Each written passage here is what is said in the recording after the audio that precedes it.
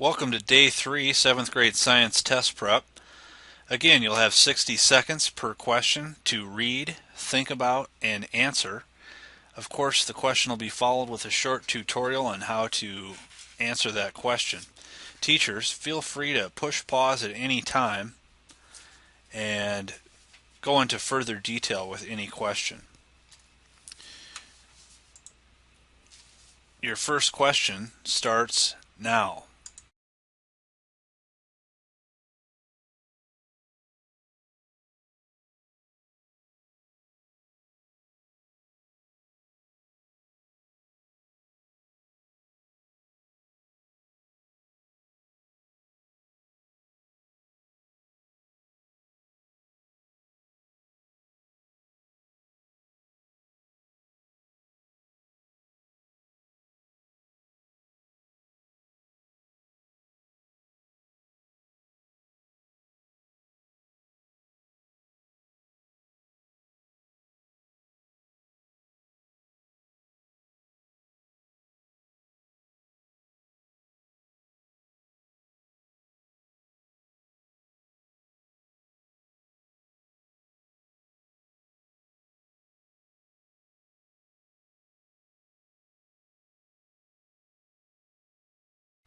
Okay, this may or may not be a lab that you've done before, but um, the group has 5 meters of string, a drinking straw, and a balloon, and some tape, and they create this guy right here.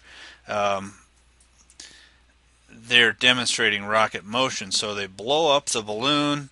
When you let go of the balloon, it shoots all of its air out this way, which is going to propel the rocket balloon this way at a certain speed. A lot of times when I've set this up, you actually tie the ends of the string or tape them to like different ends of a room, so you run the string all the way across from wall to wall, not hold it in your hands like this. But I mean, they're just illustrating what they're doing here. So the longer track you have, the longer your balloon can go.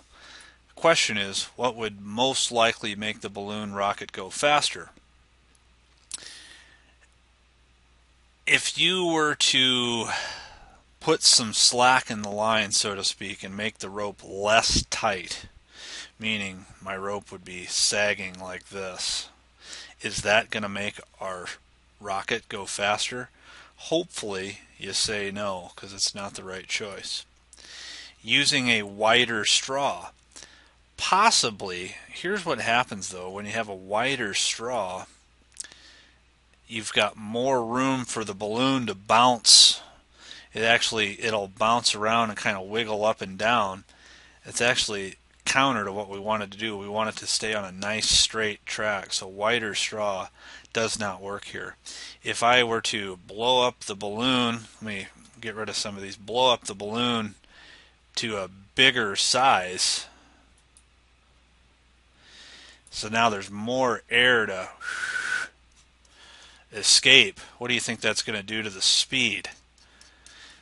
I'm thinking it's going to go faster, and C is our choice. Next question, 60 seconds. Begin.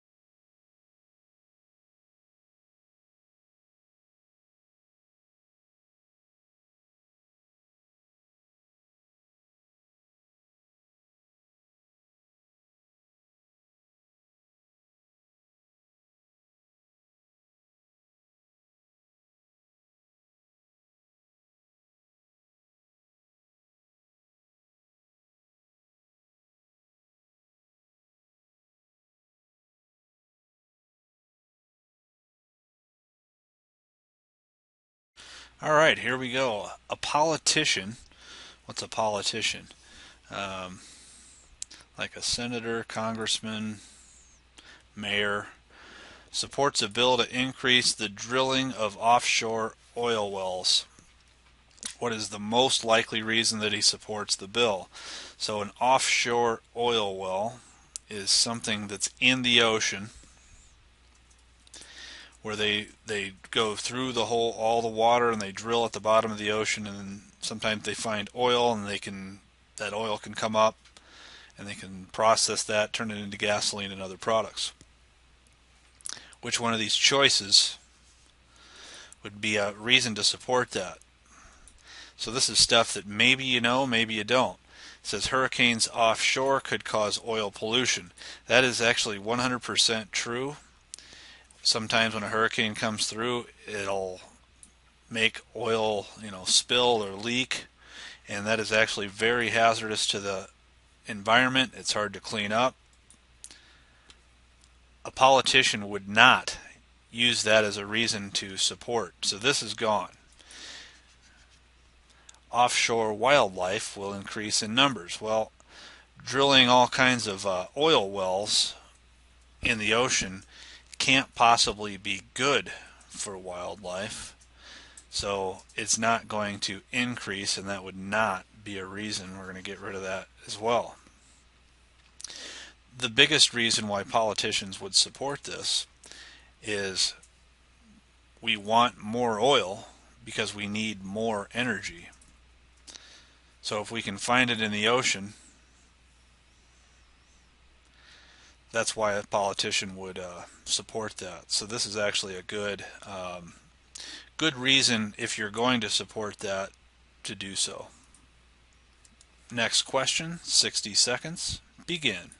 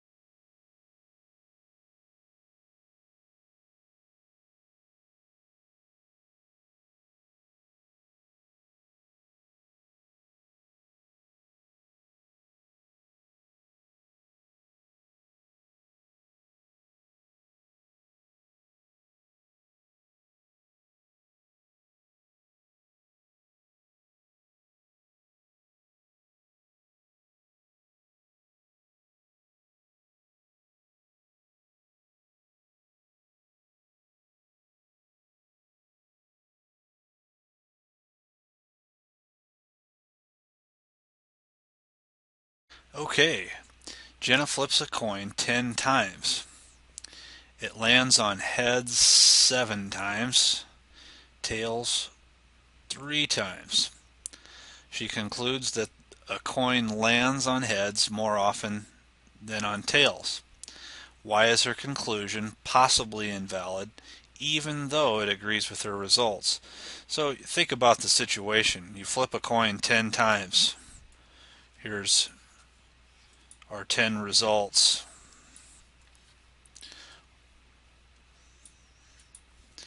She's getting 1, 2, 3, 4, 5, 6, 7 heads, 3 tails. She concludes that, well, you flip coins, you get heads more often than tails. That's just the way it is. That is wrong, because no matter what, if you know anything about probability, when I flip a coin, there's a 1 out of 2 chance that it's going to land on heads, and a 1 out of 2 chance it's going to land on tails. In fact, if Jenna continued to flip the coin indefinitely, that means she just keeps on flipping it, eventually she's going to get more tails. And eventually what you'll find is that about half the time you get a head and half the time you get a tail. So let's look and see what the reasons are. Her results would probably differ if she collected more data. Well, that's true, and I think that's probably going to be the answer is what we'll see. Newton's third law of motion contradicts her conclusion. Most of you probably don't know what Newton's third law of motion is, but it has nothing to do with probability. I can promise you that. She should have flipped the coin only twice. Actually, this is decreasing the sample size, so There's a very good chance she could flip the coin twice and get heads. Does that mean that you flip the coin every time and get a head? That's absolutely not true. So it's not C. She did not state a hypothesis. You're right, she didn't. But it does not, that is not a choice either. So definitely choice A in this case. Next question, 60 seconds. Begin.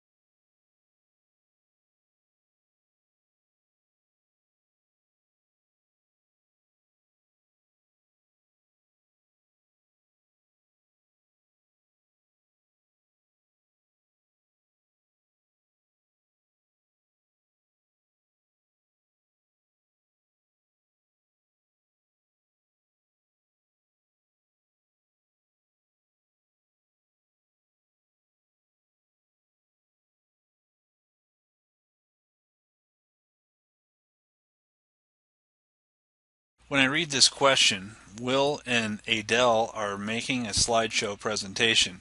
The topic of the presentation is the effects of movement in the lithosphere.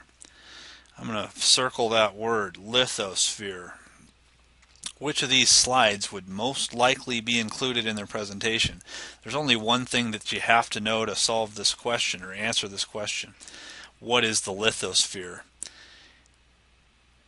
If you don't know, you won't be able to answer the question. If you do know, here's what it is. The lithosphere is part of the Earth. It's like the Earth's crust. And what we got to know about the Earth's crust is that it's moving. It's shifting around, and the shifting causes things like earthquakes, volcanic eruptions, and other earthly events. Another way of thinking about it, hurricanes are things that are we concern with the atmosphere. Same with tornadoes. Um, Atmosphere is the area above ground. The lithosphere is part of the ground itself. So the choice here is A.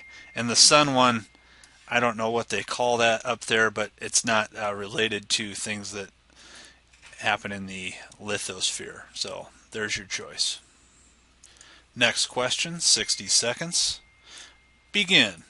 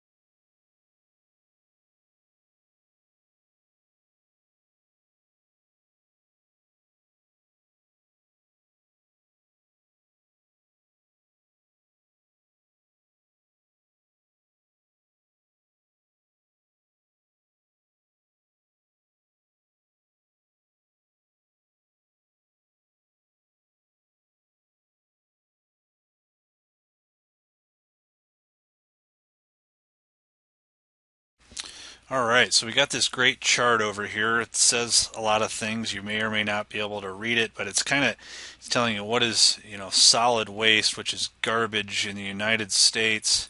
What makes up most of that waste? So they give you some breakdowns: 52% from crops, 36% from mineral industry, and kind of keeps going. But if we read the question, it says crops produce the greatest amount of waste. That's true, 52%. Mainly from plant parts not harvested as food. Think about it this way: when you go out to the cornfield, and you all live in Iowa, you drive down the interstate, and the only part of the corn plant that they take is the cob, right? And everything else just sits there, and you wonder, well, what happens to it? we're not concerned about it because why aren't we concerned? Um, let's look at this. Farmers burn waste instead of sending it to landfills. They are not collecting corn stalks and burning them. Some of you may already know the answer. Crop waste is returned to the soil to decompose. Well, corn stalks and bean stalks and grass and everything, all that gets ground up and decomposes and is put back into the soil. And that's why we really don't care about crop waste because it recycles so quickly. So the choice here is B. Next question, 60 seconds. Begin.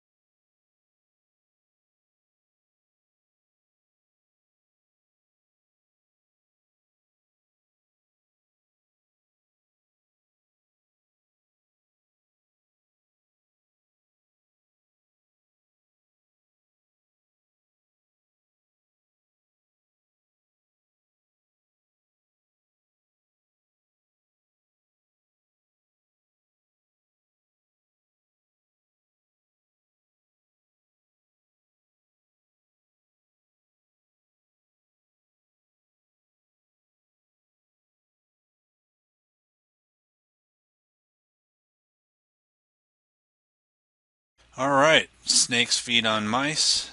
The mice eat grain crops. When crops are plentiful, what does plentiful mean? That means there's lots of them, lots of crops. What will happen? Think of it this way before we read any of these answers. If there's lots of crops, there's going to be more mice. If there's more mice, then there's going to be more snakes. Why is there more snakes? Well, there's can be more snakes because there's more mice to eat. So let's look at these statements. Mouse population will decrease. Well, when there's more food, the little babies that these mice have are able to eat it and grow up to be big mice and have more babies, so this is not true. Snake population will increase for basically the same reason. Now that there's more mice to eat, little snakes can grow up to eat mice and that population will increase. So right now I'm looking at choice B. Let's just check the other two. The snake population will decrease. Well, that's not going to work. It's counter to what we were just talking about. The mouse population will not change. It's actually going to go up, and yes, more mice will get eaten, but there'll still be more mice than there was before. So the choice is B. Next question, 60 seconds. Ready, begin.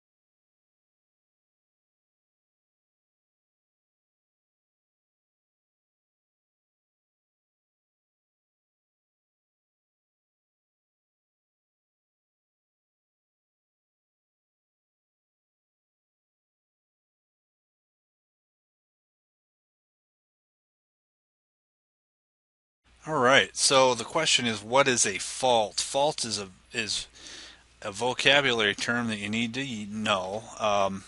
If you think of the Earth, there's different. So here's the Earth. Um, this is going to be difficult to draw, but we have different land masses on Earth, and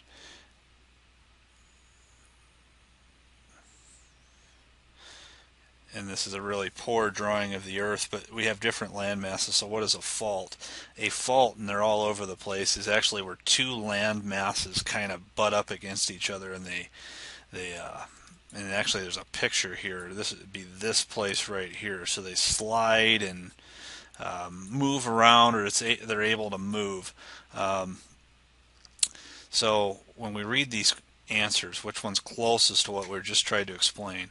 A rock forming above the ground. That doesn't sound quite right, so I'm going to cross that off.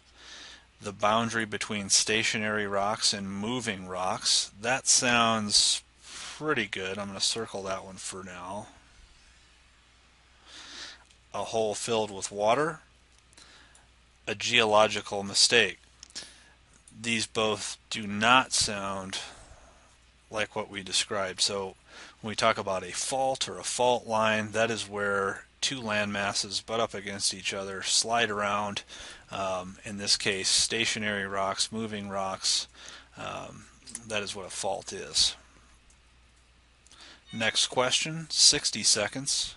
Begin.